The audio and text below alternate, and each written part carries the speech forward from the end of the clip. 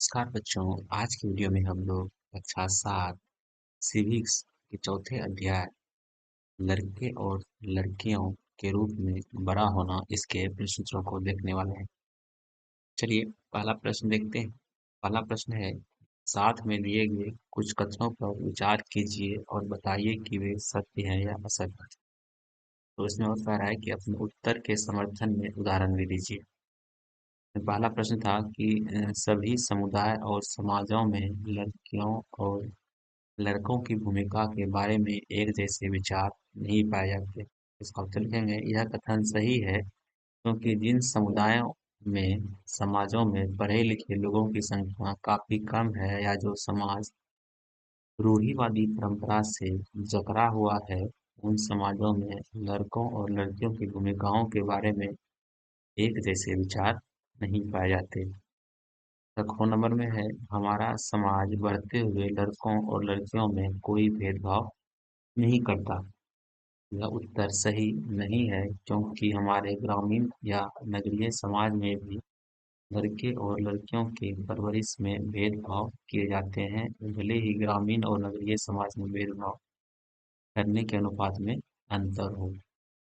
गौ नंबर में है कि वे महिलाएं जो घर पर रहती है कोई काम नहीं करती।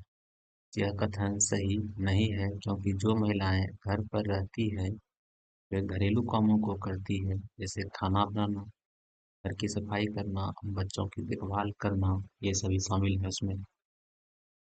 महिलाओं के काम पुरुषों के काम की तुलना में कम मूल्यवान समझे जाते हैं। ये देखिए, ये कथन बिल्कुल सही है क्योंकि महिलाएं जो घर का काम करती है उन्हें पैसों में नहीं आंका जाता और ना ही इन कामों से आय प्राप्ति होती है। इसीलिए महिलाओं के काम को पुरुषों के काम की तुलना में कम मूल्यवान समझे जाते हैं। फिर 2 नंबर था प्रश्न कि घर का काम अदृश्य होता है और इसका कोई मूल्य नहीं चुकाया जाता। घर का काम शारीरिक रूप से थकाने वाले होते हैं। घर के कामों में बहुत समय खप जाते हैं।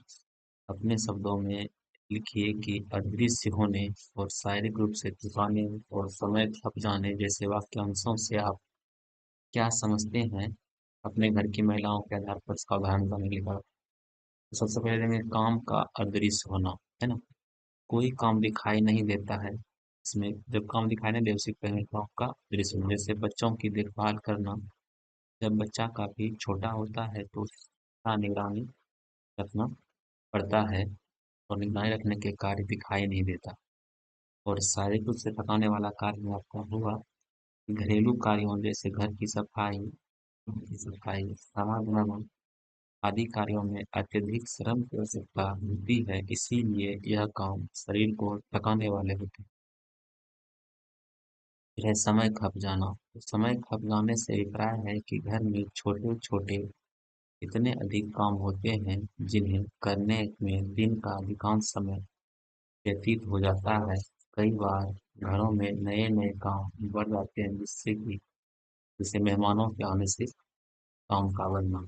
देखिए, चैनल पे आप लोग क्लास 7 के सभी विषयों की वीडियोस मिलेंगी। अगर आप लोग चैनल पे नए हैं तो चैनल को सब्सक्राइब जरूर कर लीजिएगा। चलिए, तीसरा प्रश्न है कि ऐसे विशेष खिलौने की सूची बनाइए जिसमें लड़के खेलते हैं और जिसमें केवल लड़कियां, मतलब कोई सूची बनाना है इसमें सिर्फ लड़के ही खेलते हैं और लड़कियां ही खेलती हैं। दोनों में क्या अंतर है इसको बताना। चलिए, तो देखिए, लड़कों के खिलौने की सूची।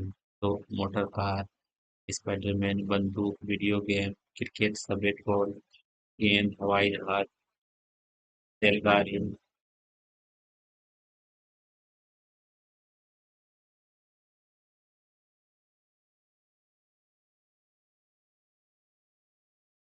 समाज में लड़के जब युवावस्था में पहुंचते हैं तो उन्हीं कामों को ज्यादा पसंद करते हैं जिससे वे बचपन में खिलौने के रूप में खेला करते थे। जैसे सेना में भर्ती होना, पुलिस या पुलिस ऑफिसर बनना, गाड़ी चलाना आदि कार्यों को करना पसंद करते हैं।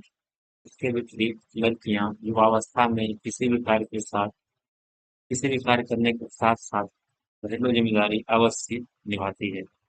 चौथा प्रश्न है कि अगर आपके घर में या आसपास में घर के कामों में मदद करने वाली कोई महिला है तो उनसे बात कीजिए और उनके बारे में थोड़ा और जानने की कोशिश कीजिए कि उनके घर में और कौन कौन हैं, वे क्या करते हैं, उनका घर कहाँ है, वे कितने घंटे काम करते हैं, वे कितना कमा लेते हैं। इस सारे विवरण को शामिल कर एक कहानी लिखने के लिए इसका कहानी देखिए हम ऐसे लिखें। आप लोग चाहें तो लिख सकते हैं कि हमारे पड़ोस में एक महिला घर के कामों में मदद करने के लिए आती है।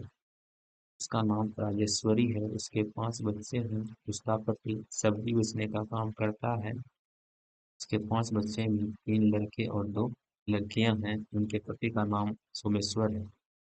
राजेश्वरी का घर दिल्ली के उपनगर गोकुलपुरी के नाले पर स्थित झोपड़पट्टी में है।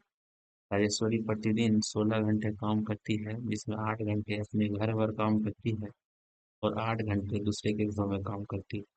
और दूसरे के घर में काम करने पर से 1800 रुपया मिलता है। उसका पति सब्जी बेचकर 3000 से 3500 रुपये तक जमा कर लेता है। यहाँ देखिए आपका सही प्रश्न उत्तर समाप्त हो गया है। आप लोग चैनल को सब्सक्राइब जरूर कर लीजिएगा।